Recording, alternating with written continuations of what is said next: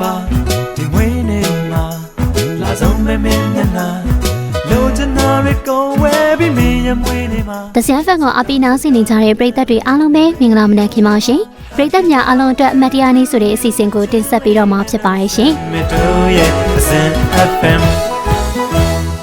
တစင်ပရိသတ်များရှင်အမတ်တရားနေ့အစီအစဉ်ရဲ့ဝင်းနေစုတောင်းစီစဉ်ကနေပြီးတော့ဒီနေ့ပထမဦးဆုံးအနေနဲ့ဝင်းနေစုတောင်းပြရမယ့်ဝင်းနေရှင်ကတော့မကွေးမာနေတဲ့မတ်မေစင်ဦးပဲဖြစ်ပါတယ်မကွေးမာနေတဲ့မတ်မေစင်ဦးရဲ့ဒီနေ့မှရောက်ရှိလာတဲ့25နှစ်ပြည့်ဝင်းနေအတွက်ကိုတော့မကွေးမာနေတဲ့မတ်ခင်မြင့်ဆွေကပေါဝင်စုတောင်းပေးလာပဲဖြစ်ပါရဲ့ရှင်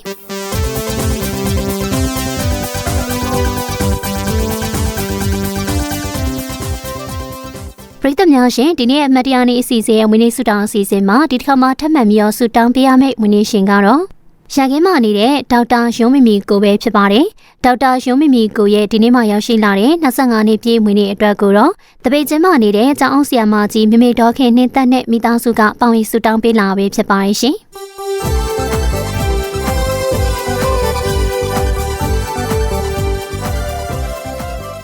တစင်ပရိသတ်များရှင်ဒီနေ့အမတ်တရားနေ့အစီအစဉ်ရဲ့ဝင်းနေစုတောင်းအစီအစဉ်မှာဒီတစ်ခါမှထပ်မံစုတောင်းပေးရမယ့်ဝင်းနေရှင်ကတော့နေပြည်တော်အမှတ်နှစ်စစ်ဆေးရုံမှာသူနာပြုကိုတာဝန်ထမ်းဆောင်နေတဲ့မတ်နှင်းနုနုထွေပဲဖြစ်ပါတယ်မတ်နှင်းနုနုထွေရဲ့ဒီနေ့မှရောက်ရှိလာတဲ့22နှစ်ပြည့်ဝင်းနေအတွက်ကိုတော့နေပြည်တော်တောင်ညိုမှာနေတဲ့ဒုရာကန်ပိုဖေဖေမောင်မောင်ဦးမမေတော်ခင်တက်ညိုတို့ကပါဝင်စုတောင်းပေးလာပဲဖြစ်ပါရဲ့ရှင်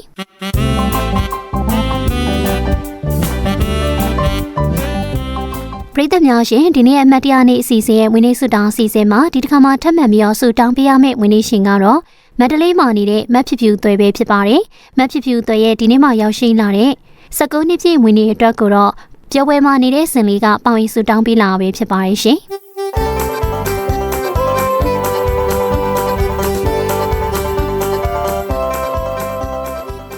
ပရိသတ်များရှင်ဒီနေ့အမတ်တရားနေ့အစီအစဉ်ကနေထပ်မံပြီးတော့ဝင်းနေစုတောင်းပေးရမယ့်ဝင်းနေရှင်ကတော့ပြုံးလေးမှာနေတဲ့မတ်မေသွန်းဆက်ပဲဖြစ်ပါတယ်။ပြုံးလေးမှာနေတဲ့မတ်မေသွန်းဆက်ရဲ့ဒီနေ့မှရောက်ရှိလာတဲ့73နှစ်ပြည့်ဝင်နေတဲ့အတွက်ကိုတော့ပြင်ဦးလေးမှာနေတဲ့ဖေဖေဦးရန်ပိုင်လင်းမိမိတော်ဆန္ဒနိုင်နဲ့ကိုကိုဆွဲရနိုင်တို့ကပေါဝင်စုတောင်းပေးလာပဲဖြစ်ပါရဲ့ရှင်။ဝင်းနေစုတောင်းစကားလေးလည်းပြောပြထားပါသေးတယ်။စုတောင်းစကားလေးကတော့ဝင်းနေကစားလို့နောက်နှစ်ပေါင်းများစွာအထိဖေဖေမေမေနဲ့ကိုကိုပေါ်မှာလိမ်မာတဲ့သမီးကောင်းစေတနာလေးဖြစ်ပါစေ။ပညာတတ်ကြီးလည်းဖြစ်ပါစေဆိုပြီးဝင်းနေစုတောင်းစကားလေးပြောပြထားပဲဖြစ်ပါရဲ့ရှင်။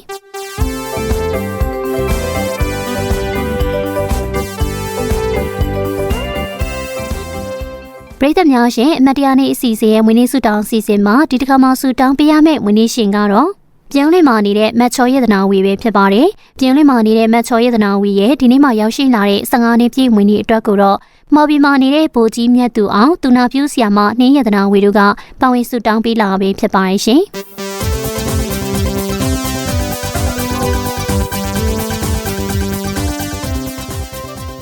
ဆက်လက်ပြီးတော့ဒီနေ့အမတ်တရားနေ့အစီအစဉ်ရဲ့ဝင်းနေစုတောင်းအစီအစဉ်မှာထပ်မံစုတောင်းပြမယ့်ဝင်းနေရှင်လေးကတော့ကော်တောင်းမှာနေတဲ့မောင်အောင်ပြေဖြိုးထရဲ့ဝင်းနေအတွက်ပဲဖြစ်ပါတယ်။မောင်အောင်ပြေဖြိုးထရဲ့ဒီနေ့မှရောက်ရှိလာတဲ့10နှစ်ပြည့်ဝင်းနေအတွက်ကိုတော့ကော်တောင်းမှာနေတဲ့ဖေဖေဦးမမင်းထိုက်မမေဒေါ်ရှိမွန်အောင်တို့ကပါဝင်စုတောင်းပေးလာပဲဖြစ်ပါရဲ့ရှင်။ဒီနေ့မှဝင်းနေရောက်ရှိလာတဲ့မောင်အောင်ပြေဖြိုးထိုက်အတွက်ကိုဝင်းနေစုတောင်းစကားလေးလည်းပြောပြထားပါသေးတယ်။စုတောင်းစကားလေးကတော့ဝင်းနေမှစလို့ဘာသာသာသနာအကျိုးတည်ဖို့ထမ်းဆောင်နိုင်တဲ့တားကောင်းယတနာလေးဖြစ်ပါစေ။မိဘအားကိုအားထားရတဲ့သားလိမ္မာလေးဖြစ်ပါစေ။ထူးချွန်ထက်မြက်ပြီးရီမက်ချက်ပန်းနိုင်ကိုထိတ်ဆုံးထိရအောင်အောင်မြင်စွာရှောင်လန်းနိုင်ပါစေလို့ဝင်းနေစုမော်ကောင်းစကားလေးတောင်းပေးထားပဲဖြစ်ပါရဲ့ရှင်။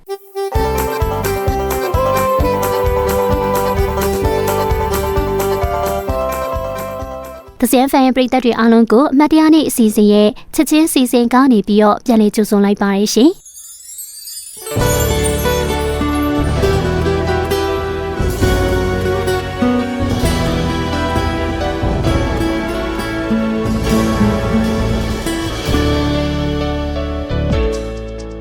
ပရိသတ်များရှင်ဒီနေ့အမတ်တရားနေ့အစီအစဉ်ရဲ့ချက်ချင်းစီစဉ်မှာပါဝင်လာတဲ့သူကတော့မိုးကုတ်မှာနေတဲ့တားငယ်ဆရာခင်လင်းထက်ပဲဖြစ်ပါတယ်။တားငယ်ဆရာခင်လင်းထက်ကတော့မုံရွာခရိုင်အလုံမြို့မှာနေတဲ့ဦးတင့်နိုင်တဲ့ဒေါ်ရှင်ရင်ရွှေတို့ရဲ့ဒီနေ့မှရောက်ရှိလာတဲ့33နှစ်ပြည့်မင်္ဂလာနှစ်ပတ်လည်နေ့အတွက်ကိုပါဝင်တောင်းဆိုပေးလာပဲဖြစ်ပါရဲ့ရှင်။တားငယ်ဆရာခင်လင်းထက်ကစကားလက်ဆောင်လေးလည်းပါထားပါသေးတယ်။စကားလက်ဆောင်လေးကတော့ကျေးဇူးရှင်မိဘနှစ်ပါးကျမ်းမာပါစေဆိုပြီးစကားလက်ဆောင်လေးပါထားပဲဖြစ်ပါရဲ့ရှင်။ ပရ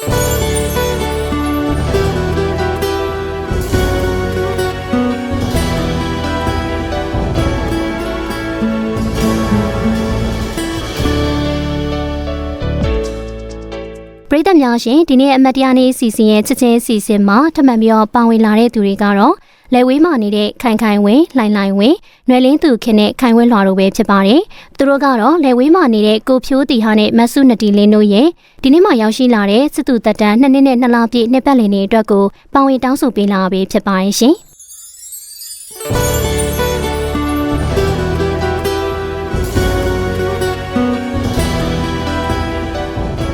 သဇင်ပရိသတ်များရှင်အမတ်တရားနေ့အစီအစဉ်ကိုတော့ချွားတင်ဆက်ပေးခဲ့ရပြီဖြစ်ပါတယ်။ပရိသတ်ကြီးကအမတ်တရားနေ့အစီအစဉ်ကနေပြီးတော့မွေးနေ့ရှင်တွေနဲ့အတူတူချစ်သူဆုံးတွေမင်္ဂလာစနေမောင်နှံနေအားလုံးအတွက်ကိုစွမုံစကားလေးတွေတောင်းပေးခြင်းနေဆိုရင်တော့သဇင် FM ရဲ့ဖုန်းနံပါတ်ဖြစ်တဲ့3933631639ကိုနေ့စဉ်နေ့လယ်တနာရီကနေ2နာရီအတွင်းမှာမိမိတောင်းဆိုပေးခြင်းနဲ့နေ့ရက်မတိုင်ခင်3ရက်ကြိုတင်ပြီးတော့ပေါဝင်တောင်းဆိုပေးရမှာဖြစ်ပါတယ်။သဇင် FM ရဲ့ဖုန်းနံပါတ်ဖြစ်တဲ့3933631639နဲ့အတူတူသဇင် FM နဲ့တင်မဲ့ YouTube Channel မှာလည်း comment လေးနဲ့အတူပေါဝင်တောင်းဆိုနိုင်ပါတယ်ဆိုတော့အသိပေးရင်းနဲ့ပရိသတ်တွေအားလုံးကိုဒီနေ့ရဲ့အမတ်တရားနေ့အစီအစဉ်ကနေနှုတ်ဆက်လိုက်ပါရှင်။